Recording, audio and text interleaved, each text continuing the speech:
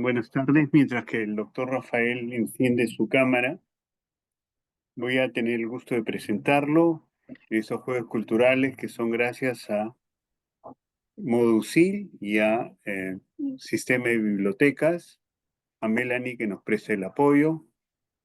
El doctor Rafael Sánchez Concha es doctor en Patrimonio Iberoamericano de Historia Comparada y Territorio por la Universidad de Huelva, España. Es diplomado en estudios avanzados por la misma universidad. Es magíster y licenciado en Historia por la Pontificia Universidad Católica del Perú. Es licenciado en Educación y bachiller en Humanidades por esta misma casa de estudios. Es mayor de Infantería de la Reserva del Ejército del Perú. Es autor de el siguiente libro, Santos y Santidad en el Perú Virreinal del 2003, otro, Miradas al Perú Histórico del 2012 y del régimen hispánico, Estudios sobre la conquista y el orden virreinal peruano del 2013. Ha editado con Margarita Guerra Martinieri el libro de homenaje al historiador José Antonio del Busto en el 2012 y con Miguel Yusti, el filósofo, Universidad y Nación. Para mí es un gusto que Rafael haya aceptado, dada su agenda tan apretada, darnos una charla sobre lo que él conoce.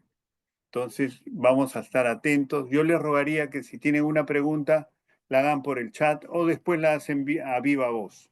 Gracias, Rafael, por aceptar. Muchas gracias, Enrique, por tu gentil invitación.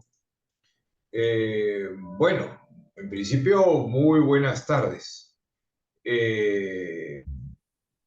El tema que nos ocupa no es una materia tan sencilla. Requiere explicar un proceso histórico con una serie de complejidades. O sea, hablar de la piedad católica en el virreinato del Perú no es cuestión de resaltar la vida de cuatro santos y por allí alguna devoción, alguna procesión, la aparición de de alguna advocación de la Virgen. No, es algo mucho más complejo porque es un proceso histórico que tiene dos líneas principales, ¿no? Una es la proyección de la reconquista española sobre todo el mundo americano, sobre el Nuevo Mundo. Ese es un punto. Y el otro es la fuerza de la militancia católica, de la Reforma Católica y de su momento estelar, que fue el Concilio de Trento, ¿no?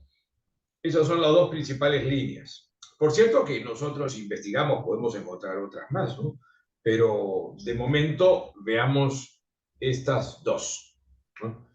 Que se juntan y generan en todo el mundo hispanoamericano, especialmente el Perú, que era con la Nueva España, es decir, lo que hoy es México, ¿no? Los dos virreinatos más importantes de América. Bueno, en principio, ¿qué es la Reconquista Española? La Reconquista Española es una guerra de casi 8 siglos entre cristianos de todo origen étnico de la península ibérica contra los moros, que eran musulmanes. Ahora, ¿quiénes son los moros? Los moros son los habitantes del norte del África, los habitantes de Marruecos, del actual Marruecos y Mauritania. ¿Ah? Esos son los moros. También Túnez, Fez, Orán, Argelia, ¿no? Todo eso es tierra de moros, pero principalmente los moros que invaden la península ibérica proceden de lo que hoy viene a ser Marruecos. Bueno, esa guerra contra los moros hizo cerrar filas a todos los cristianos de la península ibérica.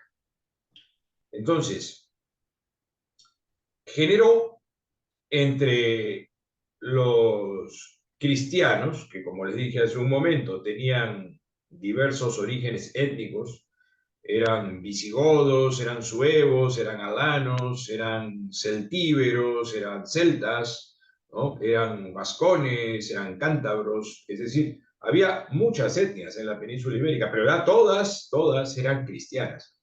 Entonces, todos los habitantes cristianos de la península ibérica tienen que cerrar filas contra el enemigo común. Y el común denominador de estas etnias, el elemento que los reunía, era el cristianismo. Por esa razón es que el cristianismo se robustece. El cristianismo es muy fuerte en la península ibérica. El cristianismo es una excelente justificación para permanecer juntos. Es un elemento catalizador. Por eso es que el cristianismo se realza muchísimo en la península ibérica. Les explico. ¿Por qué España, la mal llamada España, porque España no existe, y si quieren eso lo podemos explicar más adelante, como no existe como un reino, ¿no? ¿Por qué en la península ibérica, en el reino de Castilla, el reino de Aragón, Portugal, Navarra, León, por qué en la península ibérica hay tanto catolicismo? ¿Por qué razón? Porque es producto de la reforma, es producto, perdón, de la reconquista, de la denominada reconquista española. ¿Por qué? Por ejemplo, los conquistadores del Perú, los conquistadores del Tahuantinsuyo, los conquistadores del Imperio Mexica o Imperio Azteca, ¿por qué los conquistadores eran tan piadosos? A pesar de su espíritu ambicioso, codicioso, cruel, también, eso no lo podemos negar, hubo crueldad en el proceso de conquista, ¿no? Pero eran católicos, eran muy creyentes. Por lo tanto, a lo que quiero ir es al punto esencial. El proceso de descubrimiento, conquista y poblamiento del mundo americano es la proyección mental de la reconquista española, ¿no? Eso hay que tenerlo bien claro. Ustedes me dirán, se preguntarán, ¿esa es la única causa de la conquista? No, no, por supuesto no. Pero estoy hablando en términos de la mentalidad, en términos que enfatizan en lo sociocultural. Yo no estoy hablando en términos económicos, ¿no? En términos económicos hay otras explicaciones muy razonables, muy respetables, pero yo solamente estoy viendo el lado mental. Es decir, es la proyección de la reconquista española. Por lo tanto, la conquista del Perú es una guerra de cruzadas. Quiéranlo o no, es una guerra de cruzadas, ¿no? Decía el cronista Francisco López de Gómara, el cronista mayor de Indias y además autor de una biografía de Hernán Cortés, lo siguiente, ¿no? En acabándose la guerra contra los moros, quiso Dios que siguiésemos luchando, pero esta vez contra los indios. Más claro no puede ser. Ahí está la idea, ¿no? Se tiene en mente, ¿qué cosa? Se tiene en mente el proceso de reconquista en la conquista del mundo americano. Es inevitable. Es más, los conquistadores tenían como referente del otro, del pueblo conquistado, a los moros. Recordemos, por ejemplo, cuando Pedro de Candia desembarcó en Tumbes. Bueno, desembarcó Pizarro, por cierto, pero Pedro de Candias fue el sujeto delegado por el capitán general Francisco Pizarro para que bajase a Tumbes y observase a los tayanes. Los indios tayanes son indios de Piura, Tumbes, ¿no? Y parte del actual Ecuador. Bueno, regresó a la embarcación donde estaba Pizarro y le dijo, los indios hablan una lengua muy parecida a la de los moros. Tienen en mente eso. Bueno, cuando Francisco Pizarro emboscó a Atahualpa en Cajamarca, en esos días del cautiverio de Atahualpa.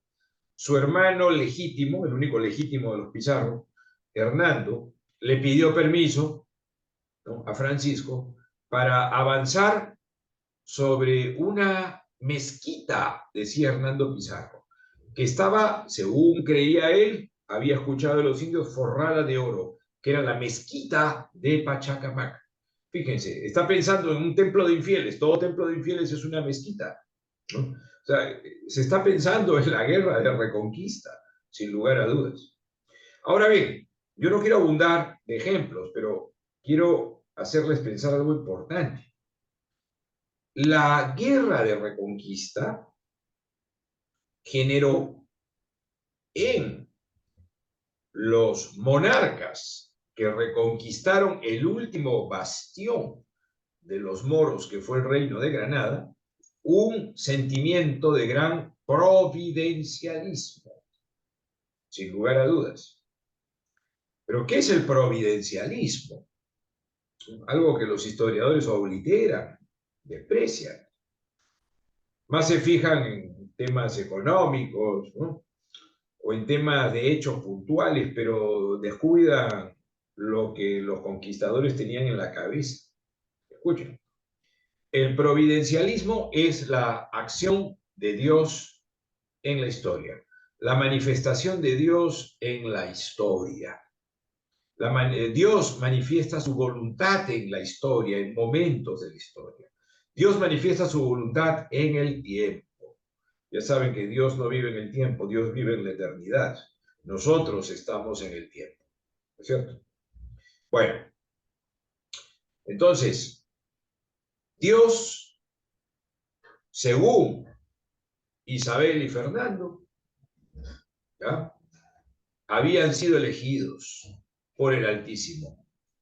Dios había elegido a Isabel y Fernando para conducir a la cristiandad hacia un gobierno justo y un gobierno que apuntase a la salvación, es decir, a alcanzar la iglesia triunfante, que es el cielo, ¿no? Bueno, todos ustedes saben que el Papa, me parece que fue Inocencio VIII, no estoy muy seguro si es Inocencio VIII o Alejandro VI, el Papa, una vez que Isabel y Fernando capturaron Granada y tomaron posesión de la capital de los moros, que fue la ciudad de Granada, recibieron una bula con un premio. ¿Cuál era el premio? El premio era el nombramiento de Isabel y de Fernando, de la Casa de Trastámara, primos segundos. Además, Isabel y Fernando fueron designados por el Papa como reyes católicos. Nos preguntamos nosotros, pero si Isabel y Fernando ya eran católicos, ¿por qué el Papa los declara reyes católicos? O sea, eso es llover sobre mojado. Bueno, no, tiene una explicación. ¿Católico qué significa? Católico significa cristiano universal, y es un término acuñado por San Ignacio de Antioquía, que fue discípulo del último discípulo, el menor de los discípulos de Cristo, ¿no?, que fue San Juan Evangelista. Entonces, católico es cristiano universal. Pero lo que está diciendo el Papa con esa bula y con ese premio, ese título de premio para Isabel y Fernando, es lo siguiente: de todos los reyes de la cristiandad, Isabel y Fernando son los más importantes, son los primeros, incluso más importantes que el emperador del Sacro Imperio Romano Germánico, ¿no? Eso es lo que está diciendo el Papa. Por lo tanto, ellos han de guiar a la cristiandad entera a la salvación, y especialmente a su pueblo, ¿no?, al reino de Castilla. Bueno, entonces, eso es providencialismo. Eso alimenta el sentimiento providencialista, especialmente en estos monarcas. En Isabel, tengo que explicar algo importante, ¿no? La empresa del descubrimiento, conquista y poblamiento de América no es castellano-aragonesa, por Por lo tanto, no es española, porque Isabel y Fernando, a pesar de haberse casado, no unificaron España. Eso hay que tener bien claro. No unificaron España. Cada uno era rey en su reino.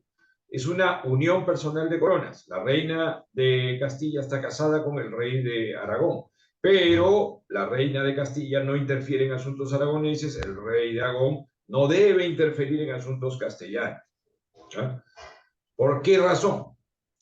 Porque es una unión personal de coronas. ¿Ah? Lo que sucede, permítanme el excurso, la salida del camino, lo que sucede es lo siguiente, que cuando Isabel muere en 1504, la corona de Castilla la hereda su hija Juana, y Juana inmediatamente se la transmite, Juana, ¿no? Juana posteriormente se la transmite a su hijo, a Carlos de Gante o Carlos de Apuro. ¿No? Y cuando muere Fernando de Aragón en 1516, Juana se convierte en reina de Aragón. Juana reúne las dos coronas y ambas coronas son transferidas a su hijo Carlos. Pero Carlos es rey de Castilla y de Aragón, por separado, ¿no? Era rey para los castellanos y para los aragoneses. Carlos no unificó nada. Sus sucesores fueron exactamente iguales.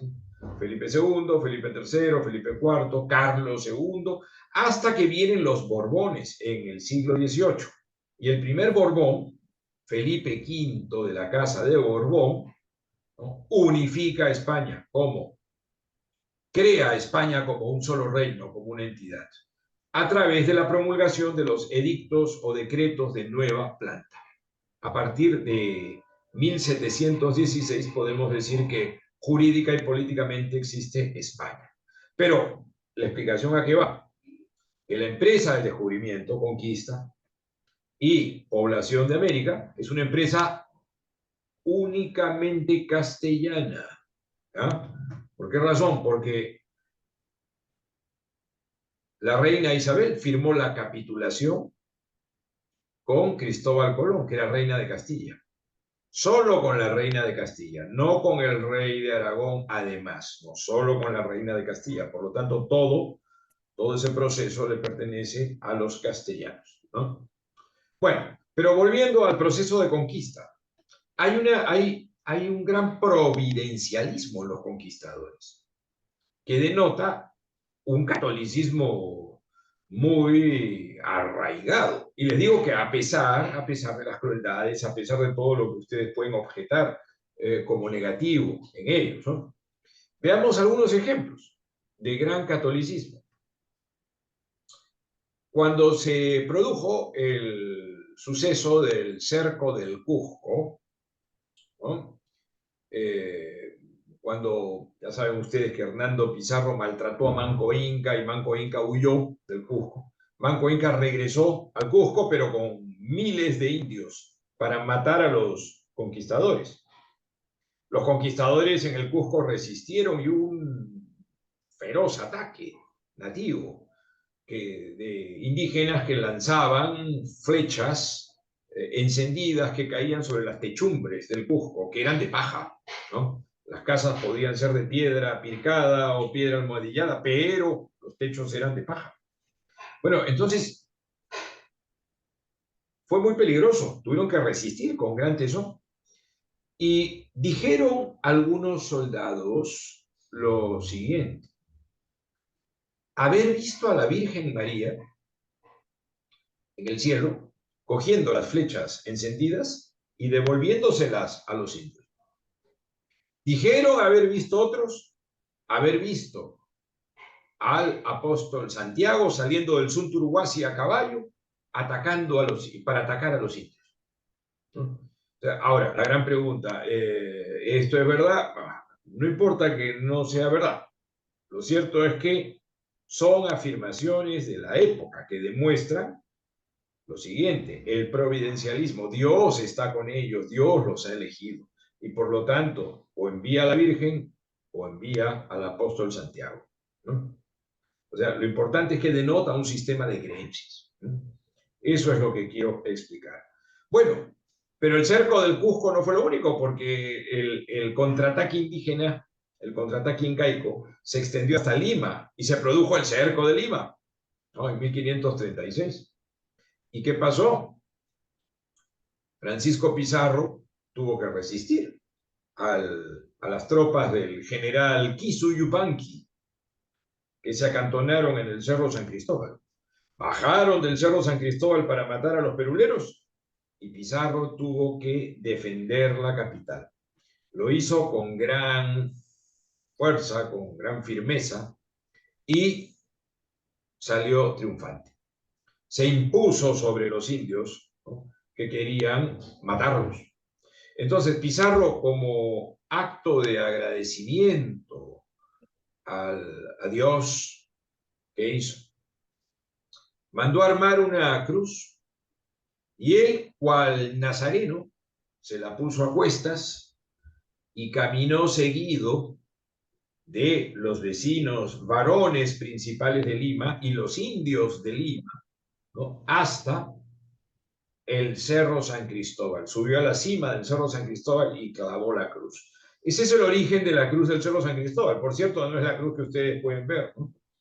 Ahora, ustedes pueden ver la cruz del Cerro San Cristóbal, ¿no?, de noche, porque es una cruz enorme, de concreto, bien iluminada, pero la cruz inicial era una cruz pequeña, ¿no? Pero puso una cruz Pizarro, ¿no? O sea, vemos esos hechos. Ahora, por todas partes, los conquistadores, por todas partes del antiguo territorio del Tahuantinsuyo, fundaban ciudades y en todas las ciudades levantaban templos, ¿no?, levantaban iglesias matrices, organizaban procesiones. Había piedad, mucha piedad. Y como repito, a pesar de sus defectos, ¿no? Bueno, porque eso va por otro lado. Entonces, vemos esa línea, ¿eh?, la primera línea, que es la proyección de la reconquista española en la conquista americana y especialmente la del Perú. Ahí vemos un muy fuerte catolicismo, que supone que los conquistadores vayan acompañados ¿de qué? ¿De quiénes? Pues de clérigos y de frailes.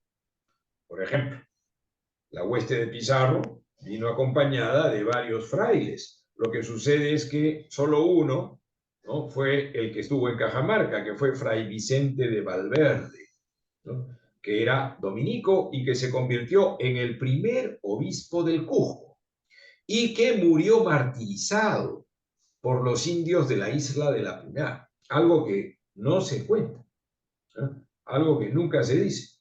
Por ejemplo, Fray Vicente de Valverde tiene muy mala prensa, pero es uno de los primeros mártires de la evangelización.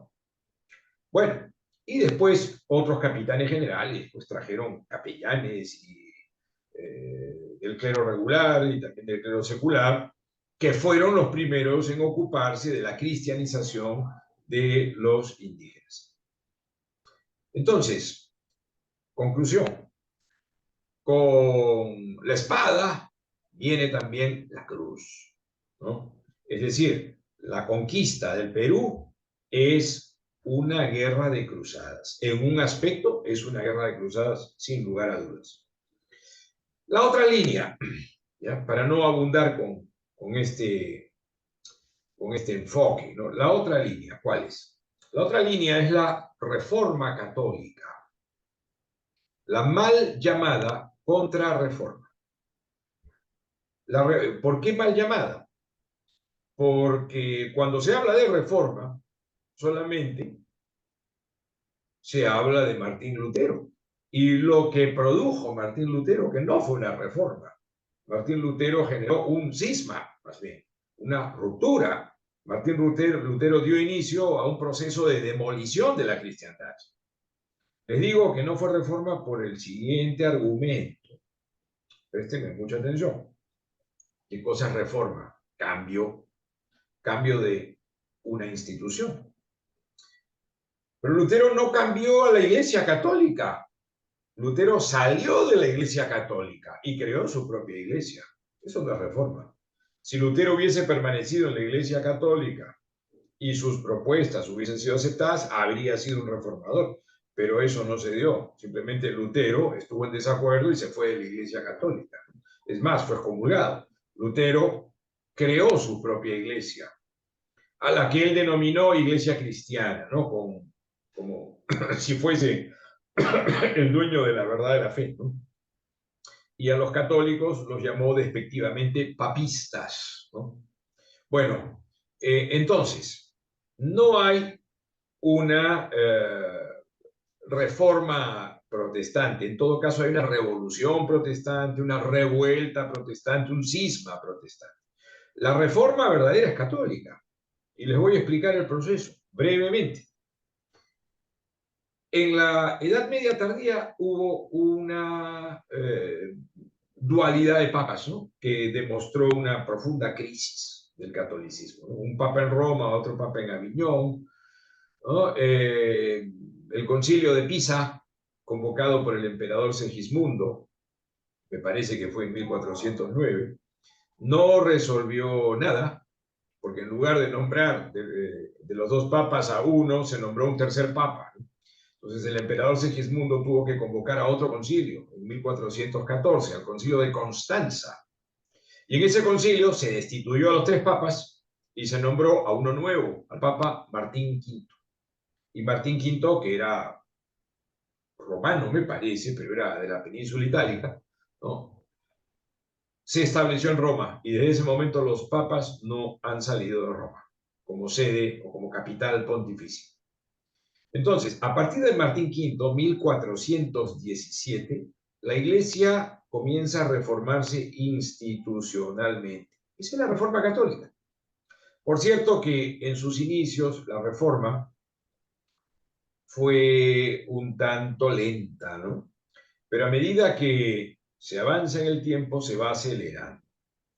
Por otro lado, hay católicos que contribuyen con la reforma de su propia iglesia. ¿Quiénes? En la península ibérica, Isabel y Fernando, a fines del siglo XV, a fines de los 1400, Isabel y Fernando reforman, por ejemplo, la educación del clero secular, reinstituyen la Inquisición, cada uno en su reino. A través del confesor de Isabel, de Fray Francisco Jiménez de Cisneros, se genera la reforma de los franciscanos. Por otro lado, el tema de la expulsión de los judíos, ¿no? También tiene que ver con este proceso de reforma en la península ibérica.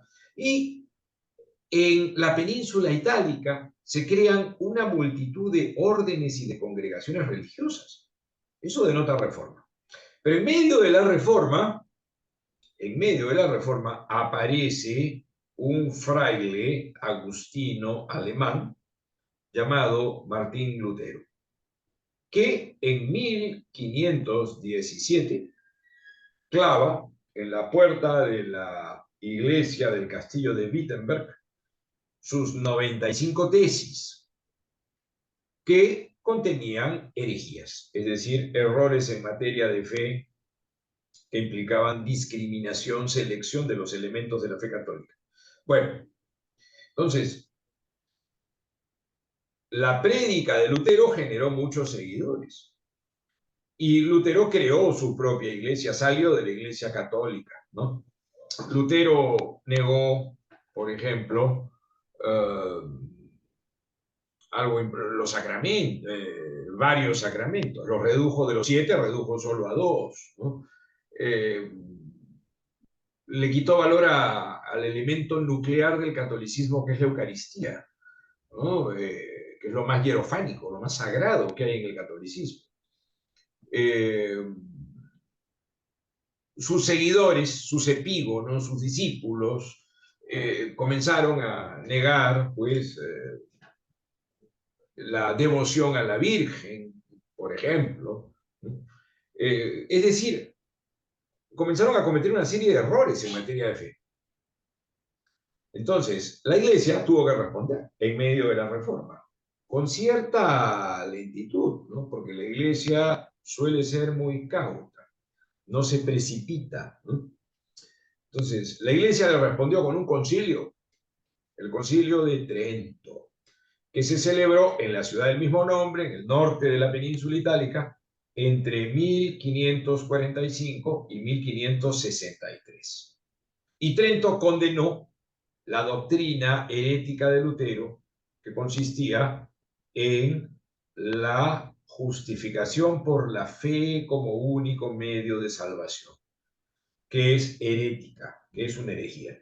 ¿Por qué razón? Porque para salvarse se necesita fe y obras. Lutero descartaba la fe, perdón, descartaba las obras, ¿no? Era fideísta. Las obras no valían nada, según Lutero, ¿no? Bueno, Lutero tenía unos argumentos, lo explicaba, basándose en la carta a los romanos de San Pablo, ¿no? Pero San Pablo no decía que la fe era el único medio de salvación, simplemente en la carta de San Pablo enfatiza en la fe, ¿no? Porque el apóstol Santiago nos dice, vana es mi fe sin obras, ¿no? Bueno, entonces, el Concilio de Trento responde a Lutero y responde a todos los movimientos protestantes que habían generado ruptura, ¿no?, con la Iglesia Católica. Bueno, entonces, ¿qué pasa con el Concilio de Trento? El Concilio de Trento es un concilio que tuvo mucho éxito entre los católicos, porque los motivó muchísimo. Los católicos se tornaron más católicos gracias al Concilio de Trento. Los católicos se tornaron muy agresivos en el buen sentido. Se tornaron activistas católicos, ¿no? Y aparece el denominado catolicismo militante, ¿ya? El catolicismo militante, el catolicismo luchador, ¿no? Bueno, pero por eso es que en el siglo XVI hay tantos santos. La época de Trento, la época de los santos, ¿no?, que es la época tridentina, tridentina es lo relativo a Trento, es la época de Santa Teresa de Jesús, de San Ignacio de Loyola, de San Francisco Javier, de San Carlos Borromeo, cuya fiesta se celebró hace unos días, de San Felipe Neri, de San Luis Gonzaga, de San Juan de Rivera, de San Juan de la Cruz, de San Juan de Dios, de San Francisco Caracciolo, de San Francisco de Sales, ¿no? O sea, una multitud de santos. Y esa es la época, con unos años de diferencia, de los santos del Perú, ¿ah? Con una generación posterior, pero parte de ese movimiento es la de los santos del Perú, ¿no? La de Santo Toribio de Mogrovejo, que nació el mismo año que San Carlos Borromeo, por ejemplo, ¿no? La de San Francisco Solano, la de Santa Rosa de Lima, la de San Martín de Porras y la de su entrañable amigo San Juan Macías. Pero esos son los santos canonizados del Perú. Además de esos santos, ¿no?, hay una beata que es Sorana de los Ángeles Monteagudo y una multitud de bienaventurados y siervos de Dios que yo no voy a mencionar para no aburrirlos con tanto nombre. Pero fíjense ustedes, el Concilio de Trento generó toda esa cultura de la santidad, ¿ya?, en todo el orbe católico, especialmente en el hispánico, especialmente en el americano, especialmente en el territorio del Perú, ¿no? Eso hay que tenerlo muy en cuenta. Pero además del fenómeno de los santos, hay otro importante. Trento impulsó con mucha fuerza el proceso de evangelización de los indígenas.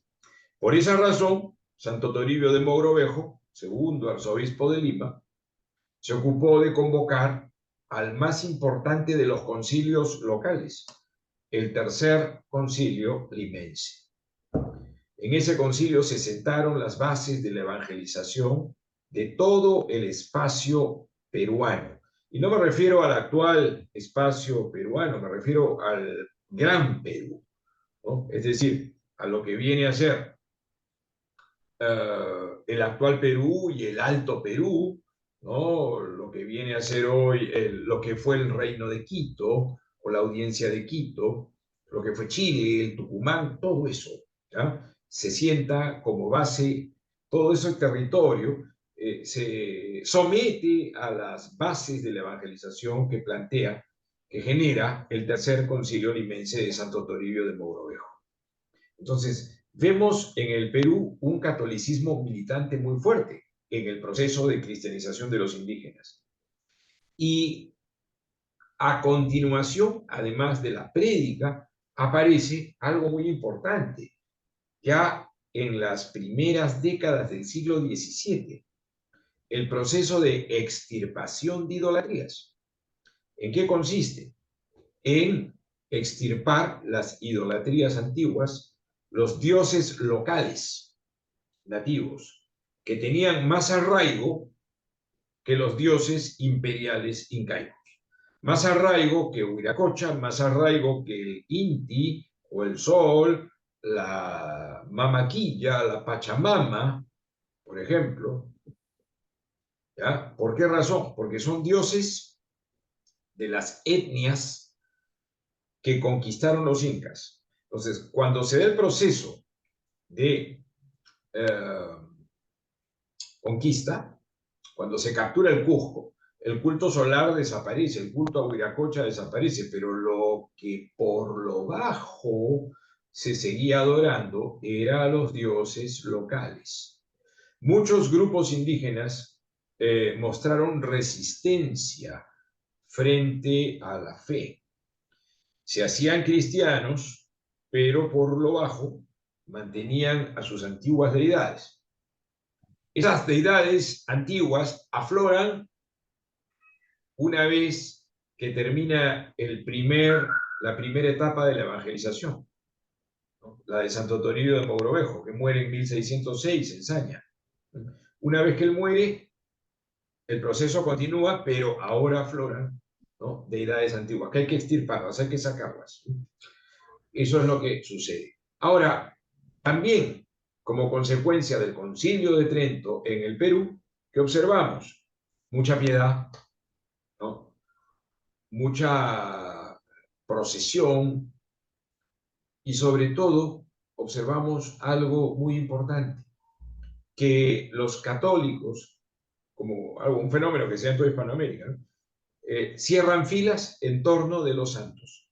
¿Por qué razón? Porque el hombre o la mujer con fama de santidad es la que guía a la sociedad virreinal.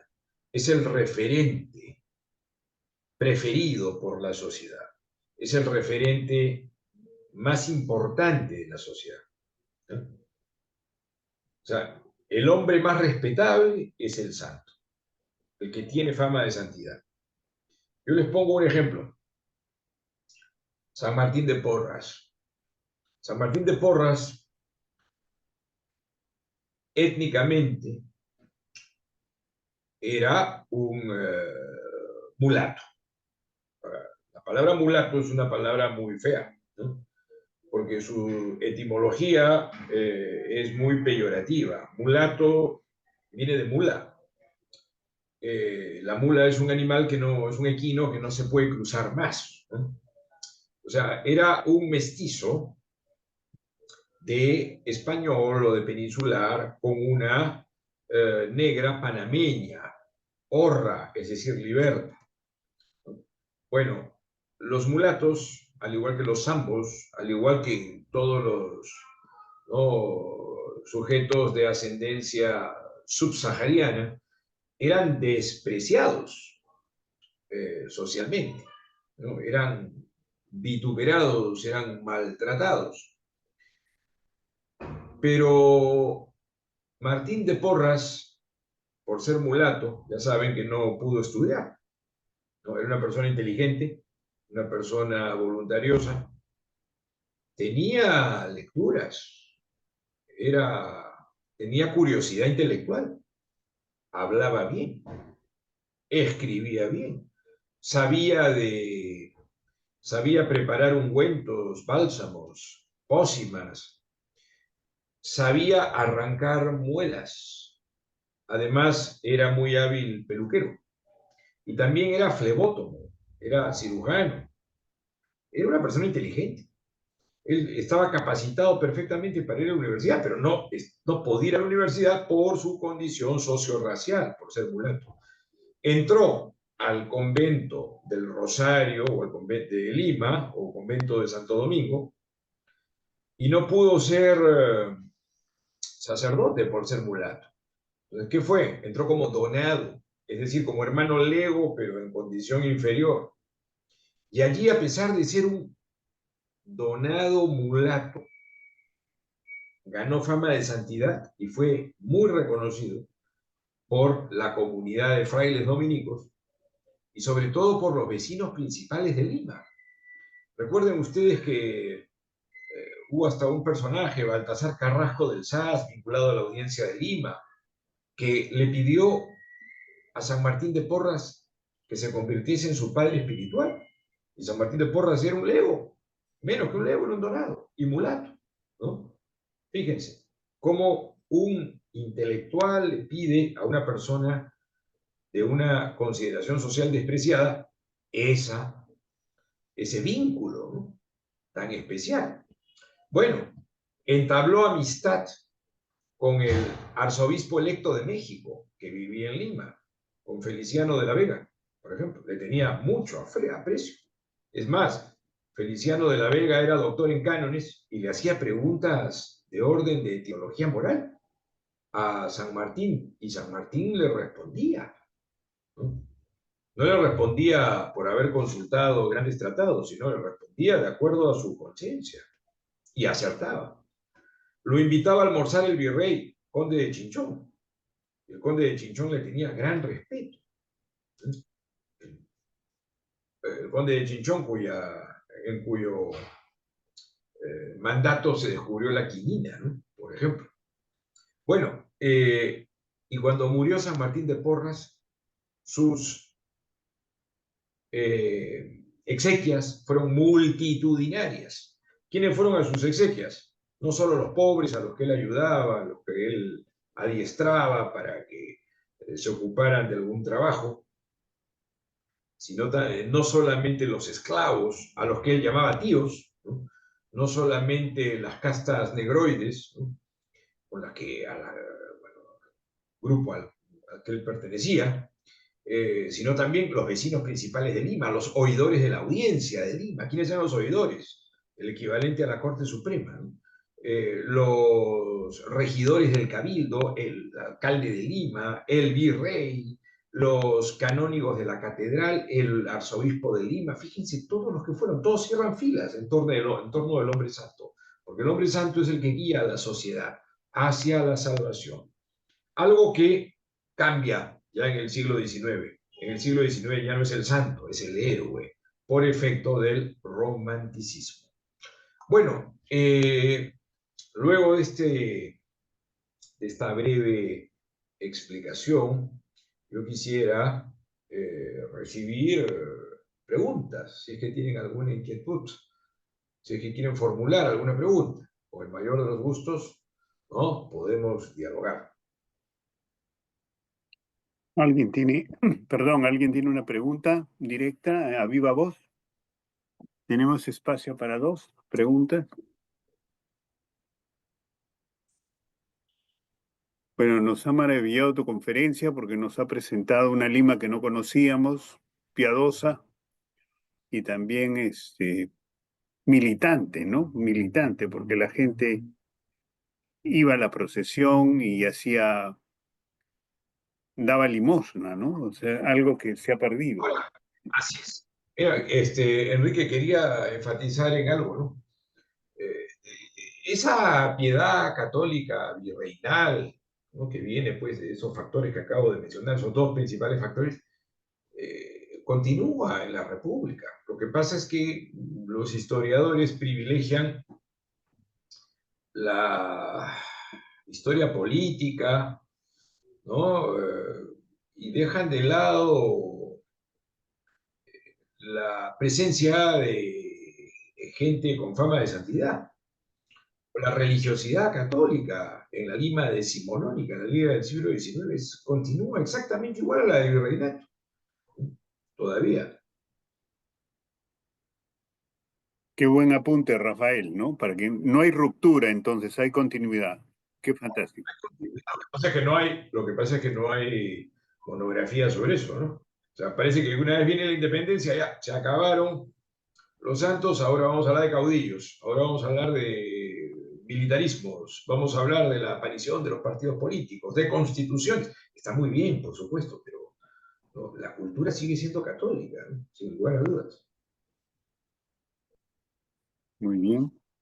Bueno, hemos llegado al punto final de esta conferencia tan importante. Ojalá que en otra oportunidad nos acompañe también el doctor Rafael Sánchez Concha. Le damos las gracias. Estos son los jueves culturales en los cuales permite que nosotros llenemos esos vacíos históricos, culturales y hasta musicales, porque también nos dan charlas de músicos y de artistas y pintores. Y entonces, Rafael, te estamos muy reconocidos. Esto ha sido gracias a Moducil, Sistema de Bibliotecas, y les damos nosotros las gracias al expositor. Y el próximo, de aquí a 2 jueves, vamos a seguir con la presentación de un poeta. Ok, y este jueves que viene, ¿no? Estén atentos a los avisos, por favor, y le damos las gracias a Rafael. Muchas gracias, Rafael. Buenas noches. Encantado, Gracias. La encantado. invitación, Enrique. A todos. Gracias por su paciencia.